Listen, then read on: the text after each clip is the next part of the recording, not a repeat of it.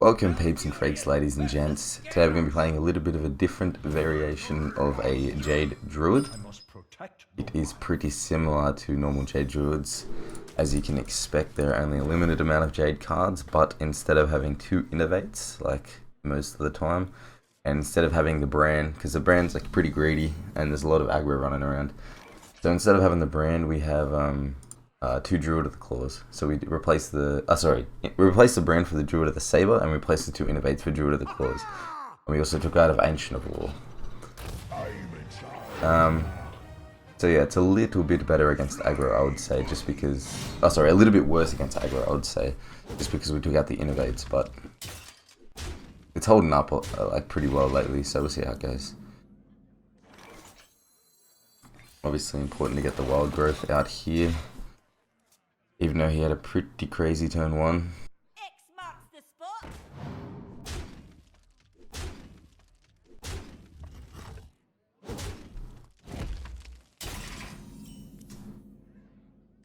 That's a very nice top deck.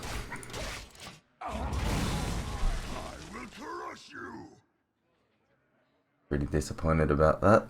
That was pretty much our saving grace here though. Like, I don't think we really would have pulled through without that card. Okay, so 100% playing Jade Behemoth next turn. Even though it's going to give us a 1-1 Jade, we're just worried about staying alive right now. I think we just Hero Power, then Wrath it.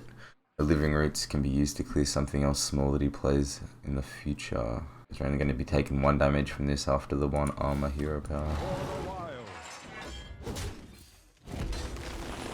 And right now we're not really... Or maybe it was worth play Living Roots there for the 2/2s. Nah, I think it's better to clear. Like, a lot of the stuff that he has charge. It's just going to go face anyway. Yeah, we can clear that eventually.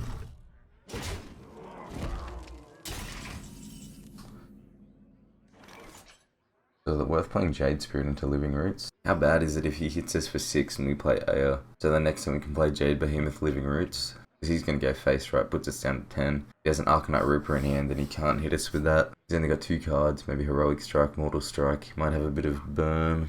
Corker on a lead is also a possibility. Puts us then down to 6. It's a hard decision, but I think our priority should be stabilizing the board first. If we play this, he runs this and this in, and then he just goes face with the Corker on as well, then we have absolutely no taunts then to cover our ass afterwards. So I don't think we can do that. Because if we play the taunt now, it's just too... Like, he removes it and then he keeps going face, like there's no problem. But if we stabilize board first and then play the Jade Behemoth, we might have a chance of stopping the aggression.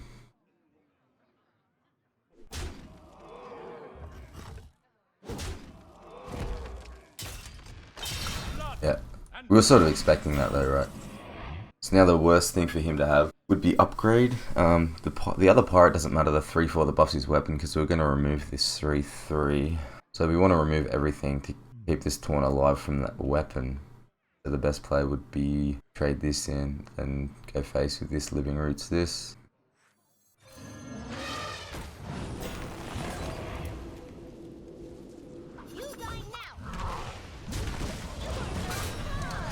We get the Ancient of War next turn for a secondary taunt. I think our main draw here is Fell Rage, right? That's what we want to see. So that's really nice to see. It means we can play the Ancient of War, feeling pretty safe about that. And that's also a good draw alongside it as well. It's interesting. We want to save Jade Isle to get for gadgets and Auctioneer to get a better chance of drawing a Fell Rage. I think right now we just want to push for damage. Because I don't think he's going to get through this 5/10, and we are pressuring a little bit now. 15 damage on board.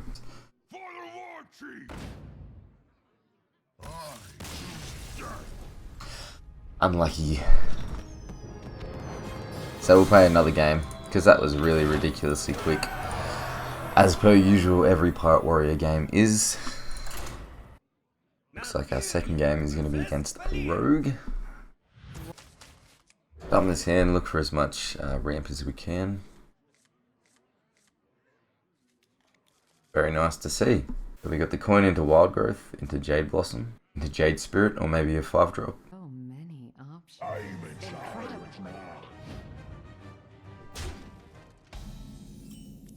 Huh.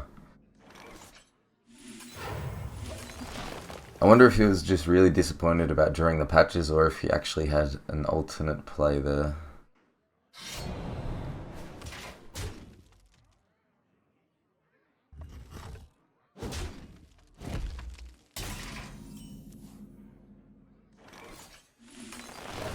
So this Jade is actually a really nice draw here. Means we can go Jade Spirit Jade on the next turn and not feel too bad about it. A 2-3 and a 2-2 and a 3-3.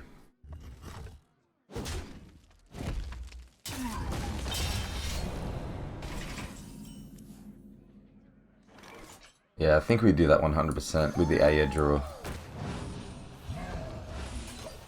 I was really contemplating playing the Azure Drake, but I think with the Aya next turn, I get a 4-4 out of this, and if he has to kill it, a 5-5. It's pretty crazy board presence. And we can always play the Azure Drake turn 7 in hero power.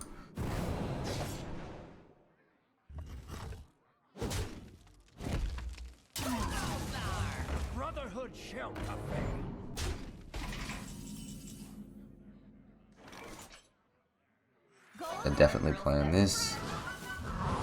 Get these two guys off. Any sort of spell would be a really nice draw now soon. Even the Druid of the Saber. Anything that we can draw to finish off this guy. At this rate, okay. Unfortunately, we're going to get hit with this Sammy, with this 6 damage. We're most likely going to double trade here to stop this red mana wave from growing any more.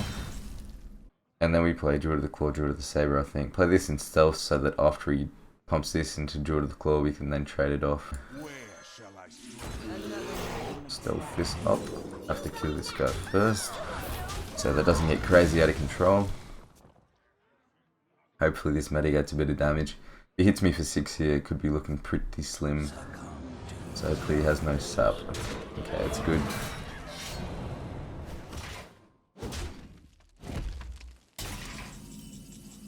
Ancient of War. We know that he doesn't have a sap, so it's a great draw.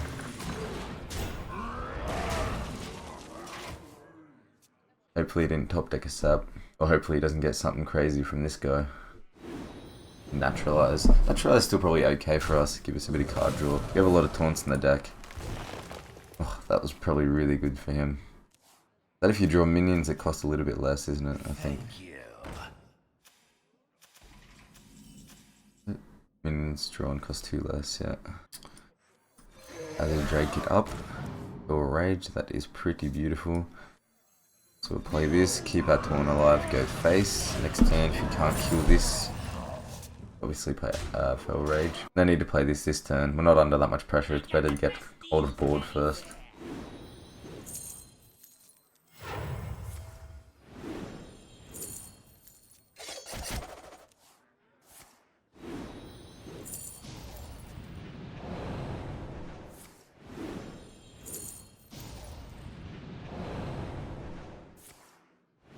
Yeah, so he just wasted a lot of cards on this, like just a lot of damage as well. I'll be surprised if he doesn't quit here. We actually have lethal as well on the board. Where shall I strike? For the wild, nothing but ash. So, good game. Hope you enjoyed that one, guys. That was also a pretty decently fast game, but we had a really good draw. We went to Wild Growth into Jade Blossom, then we got our turn 4 play, and then we got the Aya. Everything to pretty much combat what he had on the board. He was a pretty, I would say, experienced rogue player as well. He knew what he was doing. If you enjoyed the game, leave it a like. If you want to see more content like this, please subscribe. And yeah, thanks for watching. Have a good day.